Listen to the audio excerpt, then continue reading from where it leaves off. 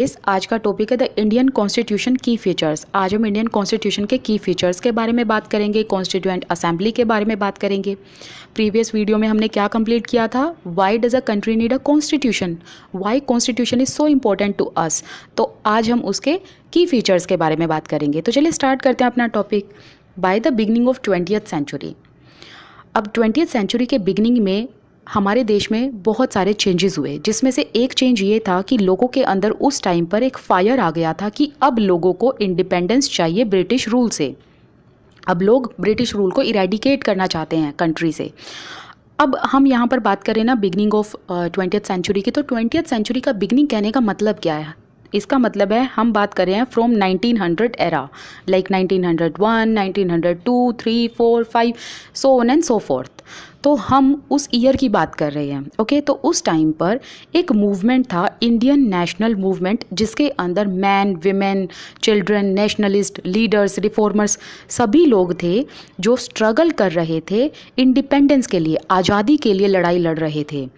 तो जो ये मूवमेंट था, इसमें एक फायर देखने को मिली, एक एक्टिवनेस देखने को मिली कि अब तो आज़ादी चाहिए ही चाहिए, डू एंड डाई वाली सिचुएशन हो गई थी। तो ये कब हुआ? ये हुआ था 1900 से, लाइक जो 20th सेंचुरी है उसके बिगनिंग में इस मूवमेंट में एक एक्टिवनेस, एक फायर देखने को मिली कि जो ब्रिटिश रूल है उससे अब आज़ादी चाहिए। और जो ब्रिटिशर्स थे वो यहाँ पर काफ़ी सालों से, लाइक ओवर 200 ईयर्स हो चुके थे यहाँ पर उनको रूल किए हुए, यहाँ पर अपनी कॉलोनीज़ को स्टैब्लिश किए हुए। तो उससे लोग यहाँ के आज़ादी पाना चाहते थे, जो भी नेशनलिस्ट थे। During the freedom struggle, the nationalists had devoted a great deal of time to imagining and planning what a free India would be like.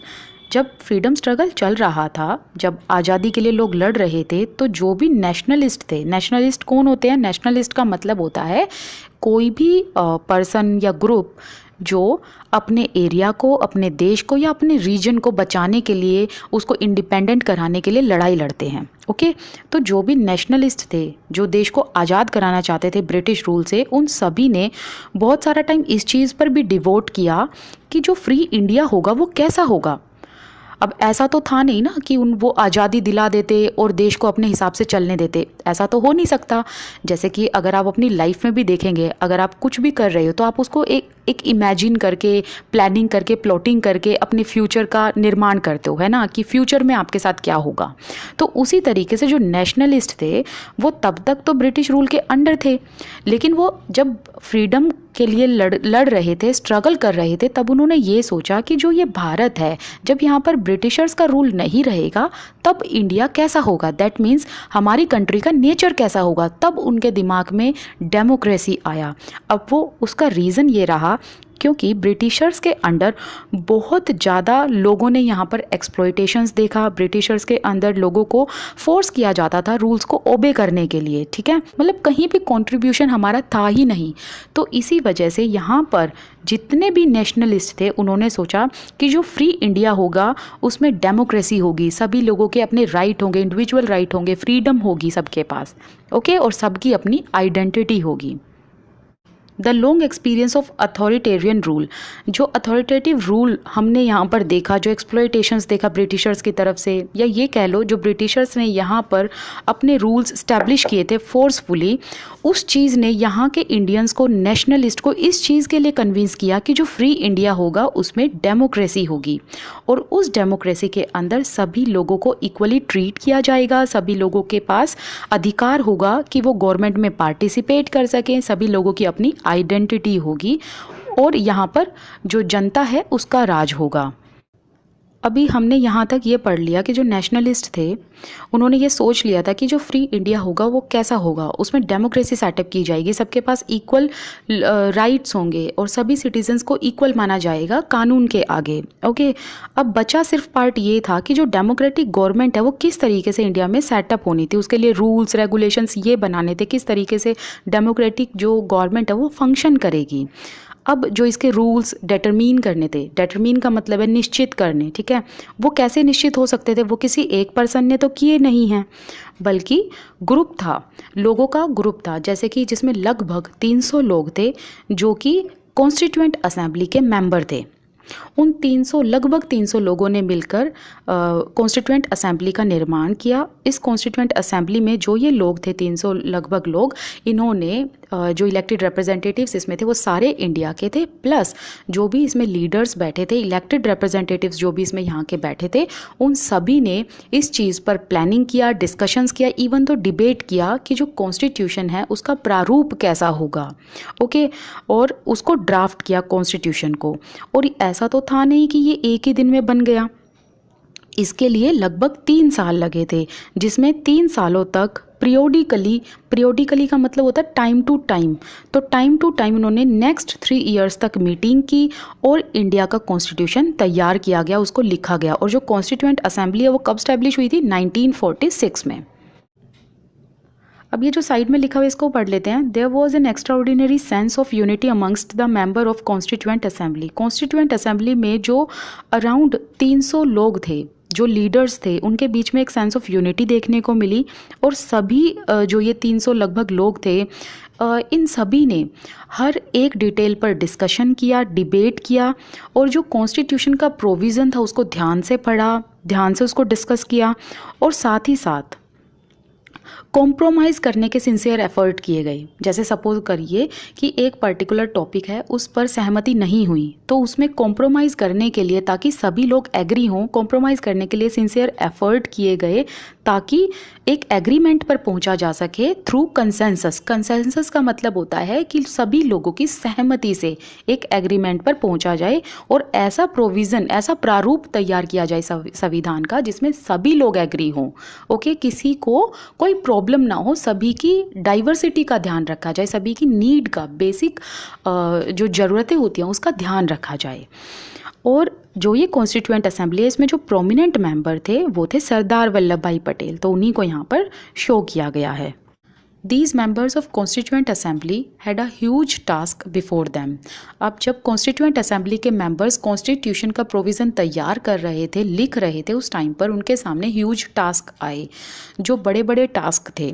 जैसे कि सबसे पहला एक तो ये था कि डाइवर्सिटी। जैसा कि आपको पता है हमारे देश में डाइवर्सिटी है, भिन्नताएं हैं। अगर आप 300 से 350 की किलोमीटर की दूरी पर ही जाएंगे तो आपको भिन्नता देखने को मिलेगी। सेवरल डिफरेंट कम्युनिटीज़ के लोग यहाँ पर रहते हैं, जो अलग अलग लैंग्वेज बोलते हैं, अलग भाषाओं का यूज़ करते हैं, मतलब अलग रिलीजन को फॉलो करते हैं, सबके अलग अलग बिलीफ हैं, अलग अलग कल्चर हैं जिसको वो फॉलो करते हैं। तो इन चीज़ों का ध्यान रखना बहुत ज़रूरी था कॉन्स्टिट्यूएंट असेंबली के मेंबर्स को। अब ध्यान रखना क्यों ज़रूरी था? क्योंकि देखिए, जब प्रोविज़न तैयार किया जा रहा था उस टाइम पर हर एक ग्रुप के लोगों को ध्यान में रखना था, डाइवर्सिटी को ध्यान में रखना था कि अलग अलग डिफरेंट ग्रुप के लोगों के सेंटिमेंट्स को हर्ट ना किया जाए, एक ऐसा एग्रीमेंट तैयार किया जाए जिस पर सबकी सहमति हो। ओके, अब नेक्स्ट ह्यूज टास्क ये था कि उस टाइम पर जब कॉन्स्टिट्यूशन लिखा जा रहा था, India was going through considerable turmoil. उस टाइम पर हमारे देश में एक कियोस चल रहा था, एक टर्मोइल, एक टर्बुलेंस चल रहा था, वो था partition. So the partition of our country into India and Pakistan was imminent. अब जो हमारा देश था वो 2 भागों में बट गया था, इंडिया एंड पाकिस्तान। तो एक बड़ा टास्क ये आया कॉन्स्टिट्यूएंट असेंबली के मेंबर्स के सामने कि जो अब इंडिया में लोग बच गए हैं, डाइवर्स जो लोग बच गए हैं, उनके बीच में एक हार्मनी, एक पीस को स्टैब्लिश करना था। तो इस तरीके से प्रोविज़न लिखा गया। नेक्स्ट एक ह्यूज टास्क ये आया कि अब जो प्रिंसली स्टेट हैं वो अनडिसाइडेड थी अपने फ्यूचर को लेके, अपने भविष्य को लेके कि वो इंडिया को ज्वाइन करे या पाकिस्तान को ज्वाइन करे, क्योंकि जो प्रिंसली स्टेट थी वो बिल्कुल फ्रीली रूल कर रहे थे। प्रिंसली स्टेट कौन थे? जिसमें राजा रूल कर रहे थे, वो स्टेट्स फ्री थी। अब वो उन पर डिपेंड करता था कि वो इंडिया को ज्वाइन कर सकते हैं या पाकिस्तान को। तो उस टाइम पर हमारे कॉन्स्टिट्यूएंट असेंबली के जो प्रोमिनेंट मेंबर हैं ना, सरदार वल्लभ भाई पटेल, उन्होंने इन प्रिंसली स्टेट को इंडिया के साथ जोड़ा था। नेक्स्ट जो ह्यूज टास्क था वो था सोशो इकोनॉमिक कंडीशन, मतलब यहाँ की सोशो इकोनॉमिक कंडीशन को इम्प्रूव करना। So the socio economic condition of the vast mass of the people appeared dismal. तो जो सोशो इकोनॉमिक कंडीशन थी यहाँ के लोगों की, मतलब हमारा देश लाइक एक गरीबी का दौर उस टाइम पर चल रहा था, तो लोगों के सोशो इकोनॉमिक कंडीशन को सही करना था, एक लेवल पर लाना था, ताकि लोग जो है वो पॉवर्टी को निकाल पाएँ। एंड द नेक्स्ट जो इम्पोर्टेंट टास्क आया वो था सोशो इकोनॉमिक कंडीशन के बारे में। लोगों की जो सोशो इकोनॉमिक कंडीशन थी वो उस टाइम पर बहुत डिसमल दिख रही थी। डिसमल क्यों? क्योंकि डिसमल का मतलब होता है अंधकार जैसे कि, ओके, वेरी डार्क। तो जब ब्रिटिशर्स यहाँ से गए तो हमारा देश उस टाइम पर गरीबी से तो जूझ ही रहा था। तो लोगों की सोशो इकोनॉमिक कंडीशन को इम्प्रूव करना था। कॉन्स्टिट्यूएंट असेंबली ने फिर इस तरीके से प्रोविजंस को भी तैयार किया कि लोगों की जो सोशो इकोनॉमिक कंडीशन है उसको भी बेहतर कैसे बनाया जाए। ओके, सो ये सब जो इश्यूज हमने पढ़े, जैसे कि एक तो हमने पार्टीशन का पढ़ा, प्रिंसली स्टेट का पढ़ा, सोशो इकोनॉमिक कंडीशन का पढ़ा, डाइवर्सिटी का पढ़ा। ये सारे इश्यूज को ध्यान में रखना था कॉन्स्टिट्यूएंट असेंबली के मेंबर्स को जब वो कॉन्स्टिट्यूशन को ड्राफ्ट कर रहे थे। तो जो कॉन्स्टिट्यूएंट असेंबली के मेंबर्स थे उन्होंने ऐसा विजनरी डॉक्यूमेंट तैयार किया जिसमें ये रिफ्लेक्ट किया गया कि डाइवर्सिटी को मेंटेन किया जाएगा और साथ ही साथ नेशनल यूनिटी को प्रिजर्व किया जाएगा, और एक ऐसा प्रोविज़न तैयार किया जाएगा जिसमें सबकी सहमति होगी, ओके, और सभी ग्रुप के लोगों का ध्यान रखा जाएगा। और फाइनल डॉक्यूमेंट ये रिफ्लेक्ट करता है एक ऐसा कंसर्न कि जो पॉवर्टी है, गरीबी है, उसको रिमूव किया जाए और लोगों की सोशो इकोनॉमिक कंडीशंस को रिफॉर्म किया जाए। रिफॉर्म का मतलब होता है सुधारना। और एम्फेसाइज किया गया इस इम्पोर्टेंट रोल पर कि लोग अब अपनी मर्जी से अपने रिप्रेजेंटेटिव्स को चुन सकते हैं। ओके, तो आगे बात की गई है जो की फीचर्स हैं इंडियन कॉन्स्टिट्यूशन के, उनके बारे में, जिसको हम नेक्स्ट वीडियो में कंप्लीट करेंगे। अब ऊपर एक बॉक्स दिया गया है, ये बॉक्स तो काफ़ी इंपॉर्टेंट है। ये छोटे छोटे जो बॉक्स दिए हुए हैं साइड्स में, इनको पढ़ना बहुत ज़रूरी है। ठीक है, तो चलिए पढ़ते हैं इसको। बाबा साहेब डॉक्टर अंबेडकर को इंडियन कॉन्स्टिट्यूशन का फादर कहा जाता है। इन्होंने खूब सारे दलित मूवमेंट भी इनिशिएट किए हुए हैं, खूब सारे मूवमेंट ऐसे चलाए हुए हैं जिसमें इन्होंने जो दलित्स के साथ एक्सप्लॉयटेशंस होता था वो रोका हुआ है। और जो डॉक्टर अंबेडकर हैं वो ये मानते थे कि ये कॉन्स्टिट्यूएंट असेंबली में पार्टिसिपेशन कर रहे हैं तो इससे हेल्प हो रही है स्केड्यूल्ड कास्ट के लोगों को। कैसे हेल्प हो रही है कि ये कॉन्स्टिट्यूशन के ड्राफ्ट करते वक्त अपने ओपिनियन रखते थे, और इन्होंने जब कॉन्स्टिट्यूशन को ड्राफ्ट किया तो इसमें स्केड्यूल्ड कास्ट के सेफगार्ड को ध्यान में रखा, प्लस उनके राइट्स को ध्यान में रखा कि उनके साथ कोई एक्सप्लॉयटेशन ना हो। और साथ ही साथ इन्होंने अपने जो विजनरी डॉक्यूमेंट रखे उस डॉक्यूमेंट में इन्होंने स्केड्यूल्ड कास्ट के लोगों को ध्यान में रखकर उस डॉक्यूमेंट को तैयार किया।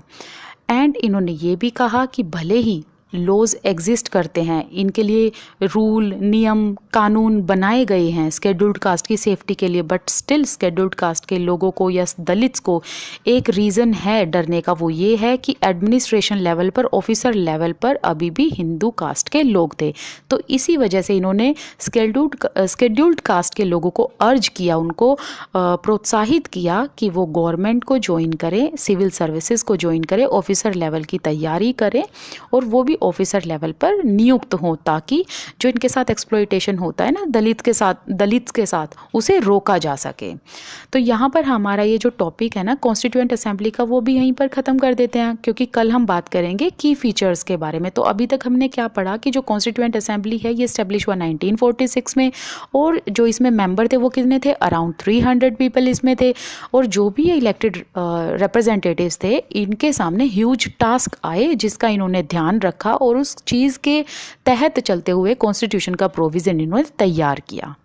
कल हम बात करेंगे की फीचर